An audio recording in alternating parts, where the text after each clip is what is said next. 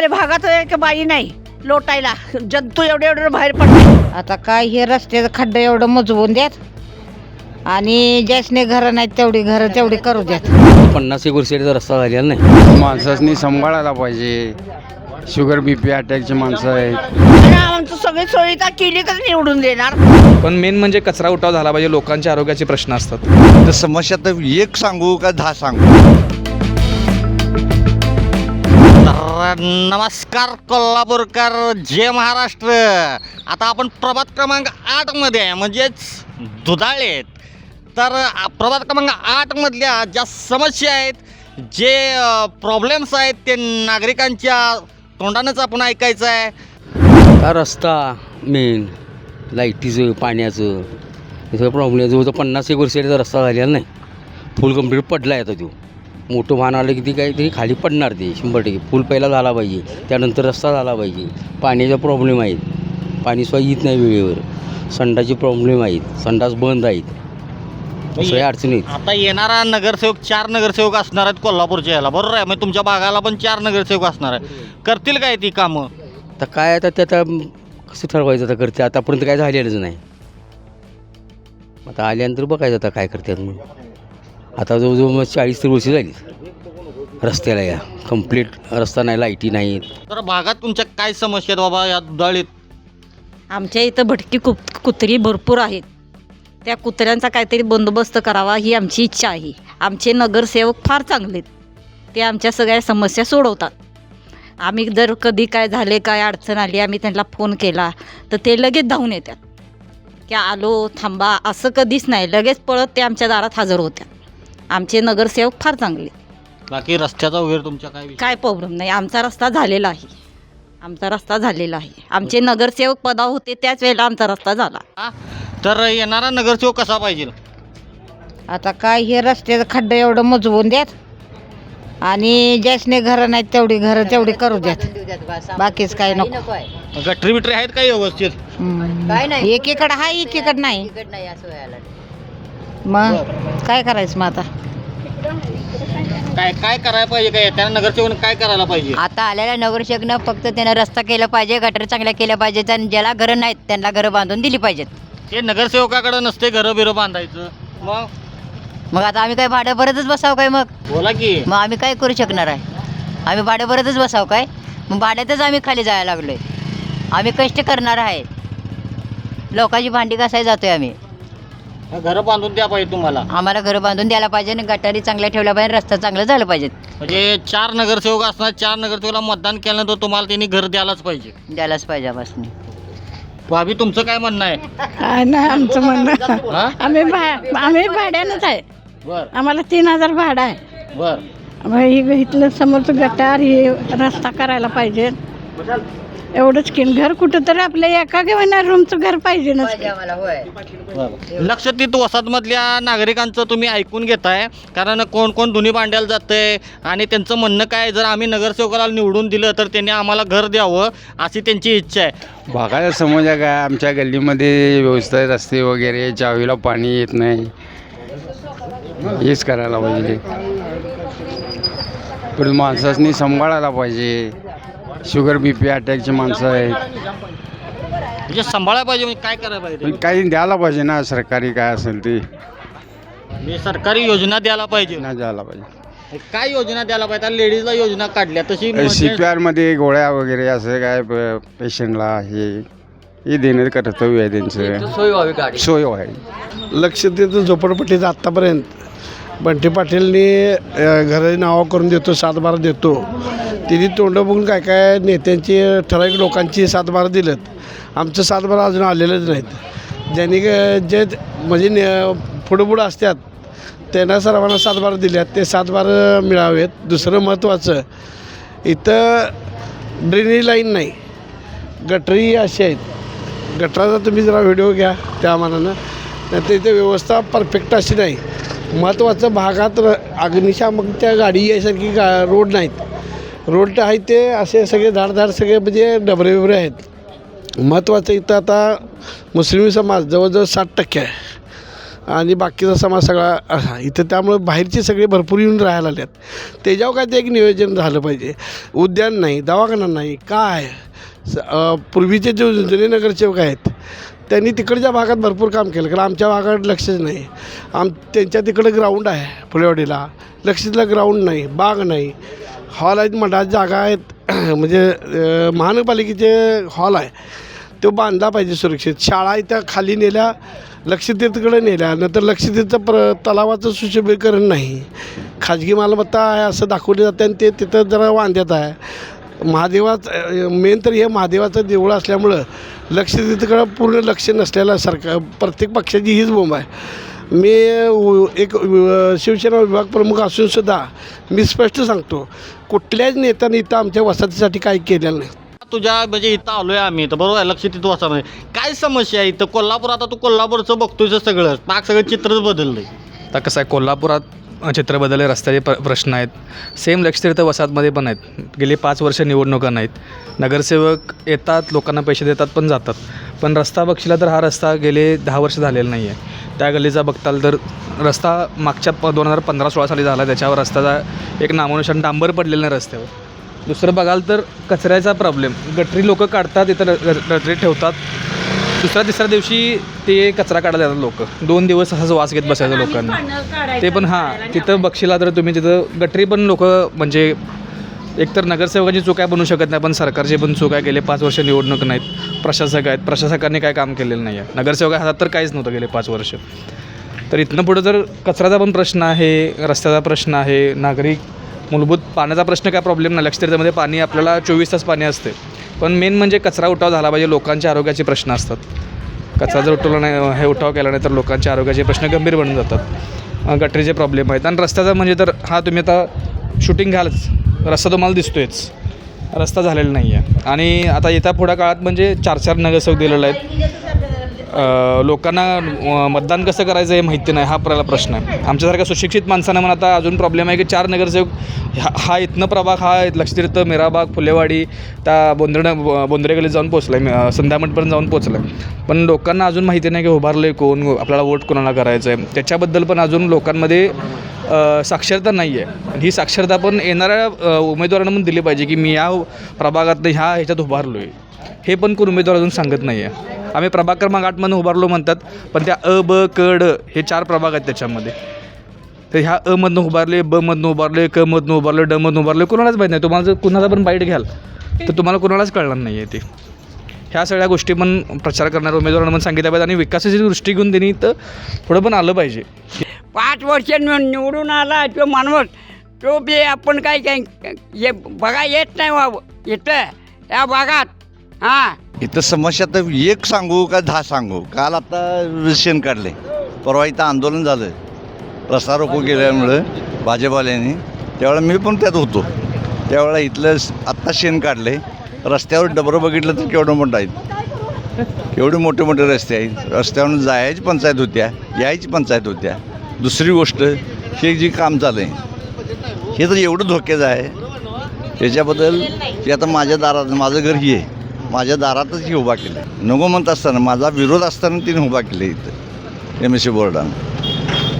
एवढं करत असताना तिला मी सांगितलेलं, माझ्याकडे माझं लेखी निवेदन आहे तिथं.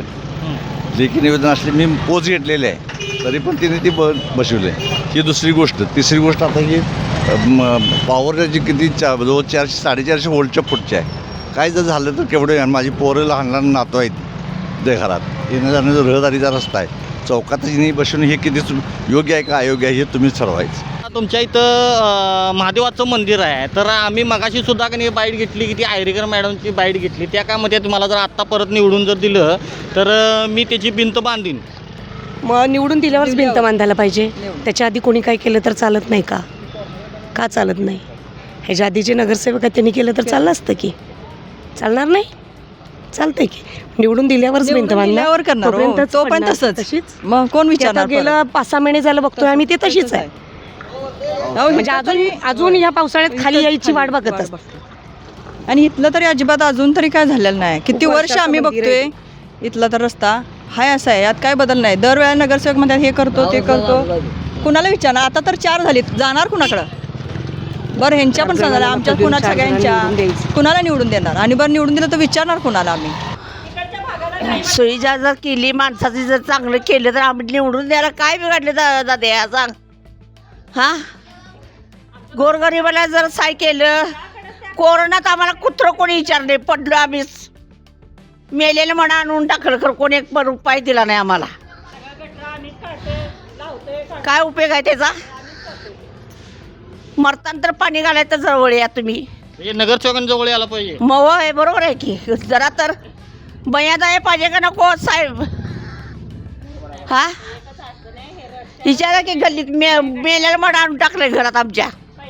3 दिवस मड इथं नाही आलं तर नदीवर जाऊन बघलो त्यातनं जगलो. तुमच्या भागात सगळं व्यवस्थित आहे काय? काही व्यवस्थित नाही आहे आमच्या इथं. मामा म्हणतात व्यवस्थित आहे सगळं. नाही नाही इथं रस्ता लोटायला 5 वर्ष झालं कोण नाही विचारा त्यांनी आहेत बघा ते सांगते बघा साहेब. बोला तुम्ही बोला. इथं रस्ता लोटायला कोण नाही गटर काढायला कोण नाहीत बघा. महिन्यातनं 2 महिन्यातनं कधी तरच येतात.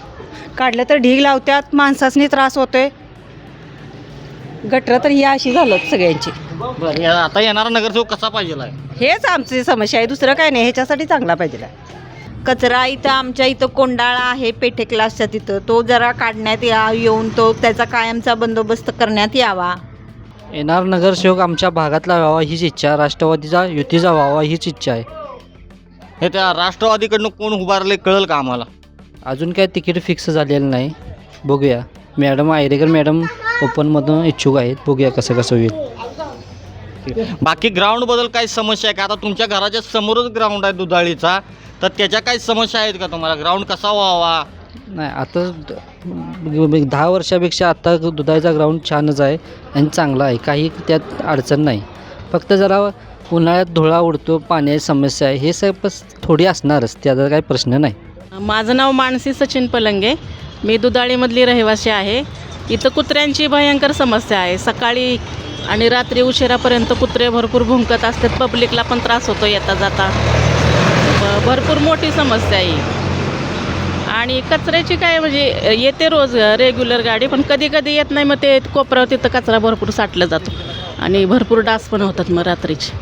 ती बघायला बसत होती त्यांना सावली नव्हती म्हणून मी ज्यावेळेस 2000 झाला निवडून आलो त्यावेळेस मी झाडं लावून सगळी मुलांना सावली केली मॅच बघण्यासाठी. माझ्या हातनं जेवढ्या सुविधा होतील रस्तं गटरी दुधाळीचं सुशुद्धीकरण व्यायाम शाळा लहान मुलांना खेळणं लाईटिंग सगळं मी माझ्या ह्याच्यात मी नगरसेवक झालं त्यावेळेस सगळं केलेलं आहे. आणि आता पण मी राष्ट्रवादीतून उत्सुक आहे. वंदना विश्वास आयरेकर.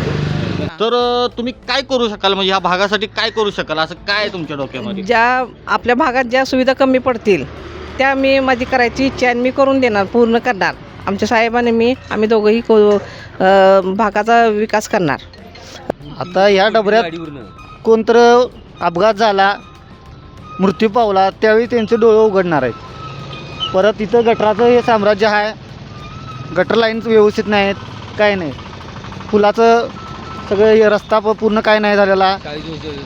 त्या पुलाचं तटबंदी आहे ती पूर्ण पुरात कोसळलेली आहे. बरोबर ह्या चौकात कुठलाही स्पीड ब्रेकर नाही. वरून येणारी गाडी काय स्पीड नसते. इकडून स्पीड नसते. चारी बाजून स्पीड नसत्या. अपघात होत्यात. इथं लई वेळा अपघात झाल्यात तरी कुणाचं लक्ष नाही. कचरा गटर काढायला येत नाहीत. परत रस्ता पण झालेला नाही. काय नाही झालेला रस्ता बिस्ता. पाणी तेवढं आहे बघा व्यवस्थित लाईट पाणी बाकीचं काय नाही. की इथं तरुणांना रोजगार मिळावा अशी काहीतरी त्यांनी स्कीम करावी. म्हणजे स्कीम करावी ती काय रोजगार? आता 4 नगरसेवक रोजगाराची काहीतरी संधी चौघांनी मिळून करावी अशी एक इच्छा आहे. आणि अवैध धंदे जरा असं लक्ष द्यावं तिने बंद करावे. लक्ष घालून तेवढं काम करावं एवढीच इच्छा आहे. बाकी थँक्यू. झाली की ते लक्षतीर्थला आता दोन नगरसेवक असून एवढ्या वर्षात लक्षतीर्थमध्ये आत येण्यासाठी रस्ता नव्हता. आता ते नगर म्हणजे आपल्या निवडणुकीच्या पार्श्वभूमीवर आता तेवढा करून घेतला. कुठल्या पक्षाचे नगरसेवक होते दोन्ही पण? आता तसे नावं कशी आपण घेणार. एक आहेत काँग्रेस एक होतं आपलं ह्याचं शिंदे गटाचं. बरं अशी सगळीजण आहेत. करत काय इथं प्रगतीच नाही. येणारा नगरसेवक कसा पाहिजे? तेच की आता रस्ते पाहिजे. आम्हाला काय कामं नाहीत धंदे नाहीत का तर कामाधंद्याचं बघायला पाहिजे. सगळे अशीच फिराफिरी परत इथं सगळं आता अवैध धंदे चालू आहेत भरपूर. बरं अवैध धंदा म्हणजे काय चालू आहे? आता काय तेच की काय दारू अड्डा आहेत. दारू घरात नाही विकल्यात. बरं दारू आता ती दारू पिऊन मग आमच्यासारखे आमचे वडील म्हणा किंवा आमचे आजा बिज्जा असतील तिथे दारू ती 10ची 20ची पिऊन ते सगळीकडे म्हणजे घरातल्यांना त्रास, आम्हाला त्रास, सगळ्यांना त्रासच देतात ते असं. नागरिकांना इथं रात्रीचा त्रास भरपूर होते. रात्री 12 नंतर कुठली बाई बी बाहेर फिरू शकत नाही जास्त. म्हणजे लक्षातीत वसाहतमध्ये कुठल्या कुठल्या घरात तरी दारू विक्री होत्या. तर असं म्हणणं आहे इथल्या नागरिकांचं की 10 रुपये 5 रुपयाची दारू, हातभट्टी दारू प्यायची आणि घरात दंगा करायचा. तर त्याच्यावर आळा घातला पाहिजे प्रशासनानं किंवा येणाऱ्या नगरसेवकांना त्याच्यावर आळा घातला पाहिजे. म्हणजे सगळ्या घरातल्यांना पण शांतता मिळेल आणि माणसं पण सुधारतील असं लक्षातीत वसाहतमध्ये लोकांचं असं म्हणणं आहे. तर हे प्रशासनानं ऐकून त्याच्यावर काहीतरी निर्णय घ्यावा. काय समस्या आहे म्हणजे काय काय गरीब भागात एक बाई नाही लोटायला, जंतू एवढे बाहेर पडतात. कचरा 2-2 महिने इथं रस्त्याला पडतोय. आहे अशी असतात गटरी. नगरसेवक निवडून दिला की तुम्ही दिले खरं की त्यांनी आता काय बोलायचं. साहेब लोक गेले की म्हणते मला काम आहे, सवड नाही, भागात बाई नाही, बायका कमी आहेत. मग ते आता निवडून देणार आहे का नाही नगरसेवकला? नाही आमचं सगळी सोयीता केली तर निवडून देणार. या गटीत काय आहे, काय या गटीत या भागात बाई आहे काय? माणसं मारायला लागल्यात, डेंगू बिंगू व्हायला लागलेत. आता हे बघा आम्ही पायान पांघरूळ झालो या रोगानं. नगरसेवक आता पाहिजे का नको? मग पाहिजे खरंच, आमची सुविधा केली तर पाहिजे आम्हाला. मतदान करणार आहे ना? मतदान करणार की मतदान कुजविणार नाही आम्ही. नाही मतदान बाद करणार नाही. कुणाला तर मतदान करणार ज्याला मतदान करणार तुम्ही डोक्यात आहे तो काम करणार काय तुमचं? त्यात त्यांचे मनाचा फायदा. गोरगरिबाला जनताला चालवायचं का मारून टाकायचं त्यांच्या हातात आहे. करणार तर कोणच नसते. पहिला जे होतं ते आता काही नाही आहे बघा ह्या भागाला. 5-6 वर्षात काहीच नाही बदल. गाडी येत नाही, ते 2-2 महिने गाडी येत नाही. 2-2 महिने कचरा काढतात आणि 15 दिवसांनी येतात. कशाला वाळल्याला कचरा नेला? गटरा काढायचा आणि ठेवायचा आणि मग 15 दिवसांनी न्यायला यायचं. तवर दारात कुत्री एक 4 पाळलेली आहे. ते गल्लीत सगळे बट्टा मरेल राहत नाही, बटर राहत नाही, काय राहत नाही दारातलं. नमस्कार, आपण प्रभात क्रमांक 8ला होतो माहिती आहे ना? हां, तर प्रभात क्रमांक 8 मधल्या सगळ्या समस्या आपण लोकांच्या ऐकून घेतलेल्या आहेत आणि आपण लक्षातीत वसाहतमधलं सुद्धा सगळ्यांचं ऐकून घेतलेलं आहे. नाद करायचं नाही अशा बाईट दिल्यात माणसाने. रोक आणि ठोक बघत राहा TVNX मराठी. विशाल खांडेकर, तुषार पाटील.